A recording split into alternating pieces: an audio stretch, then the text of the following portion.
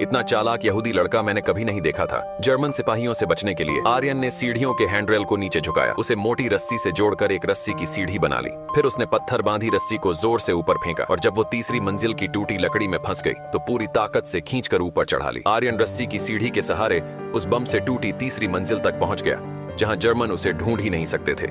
ये जगह न सिर्फ सुरक्षित थी बल्कि यहाँ पानी भी मौजूद था। आर्यन के चेहरे पर हल्की मुस्कान आ गई। उसने सारा सामान बांधा और रस्सी से ऊपर खींच लिया। जल्दी जल्दी अपना छोटा सा ठिकाना सेट करने के बाद दीवार पर एक खिड़की दिखी। दूरबीन से बाहर देखा, सड़क पर लोग हंसते खेलते थे। सामने की बिल्डिंग में एक डेंटिस्ट का क्लिनिक था और नीचे एक खूबसूरत लड़की खड़ी थी। सब कुछ इतना अच्छा लग रहा था जैसे यहाँ कभी युद्ध हुआ ही ना हो। लेकिन आर्यन के लिए इस तरफ की सच्चाई अलग थी।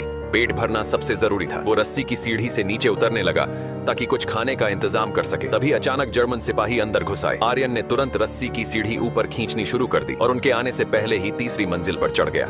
जर्मन एक यहूदी को घसीटते हुए लाए और जमीन पर घुटनों के बल बिठाकर आर्यन के पुराने छिपने वाले ठिकाने की ओर इशारा करते हुए बोले, यहाँ 12 यहूदी छिपे थे। थोड़ी देर में मलबे के नीचे से कई लोगों को निकाल लिया गया। तभी आर्यन की रस्सी की सीढ़ी अचानक गिरने लगी, लेकिन उसने फुर्ती दिखाते हुए उसे आधे रास्ते में ही रोक लिया। अगर पूरी तरह नीचे गिर जाती तो उसकी जान पक्की चली जाती। उसने पूरी ताकत लगाई लेकिन पुली फंस गई। खुशकिस्मती से जर्मन सिपाहियों ने ऊपर देखा ही नहीं और वो एक और मौत से बच गया। जैसे ही सब चले गए, आर्यन ने रिस्क लेकर दिन में यहूदियों के छिपने वाले एक तहखाने में पहुंचा। वहां खाने पीने का ढेर सारा सामान था, यहाँ तक कि नहाने के लिए शॉवर भी लगा था। लेकिन जैसे ही उसने नहाना खत्म किया, जर्मन दोबारा लौट आए और पूरा ठिकाना छान मारा। अफसर को फर्श पर पानी देखकर समझ आ गया कि अभी किसी ने नहाया है। उसने फौरन आदेश दिया कि बम से इस जगह को उड़ाया जाए। धमाके के बाद आर्यन ने वहां से निकलने का फैसला किया, लेकिन दरवाजे तक पहुंचते ही गोलियों की आवाज आई। वो तुरंत बगल के टॉयलेट में छिप गया। कुछ सेकंड में 2 पार्टिजन लड़ा के भागते हुए अंदर आए। उनके पीछे एक जर्मन सिपाही भी घुसा। उसने दोनों को दीवार के कोने में घेर लिया और ट्रिगर दबाया, लेकिन गोली खत्म हो चुकी थी। आर्यन ने पास रखी पिस्तौल उठाई, मैगजीन चढ़ाई और खिड़की से बाहर खड़े जर्मन पर निशाना साध लिया।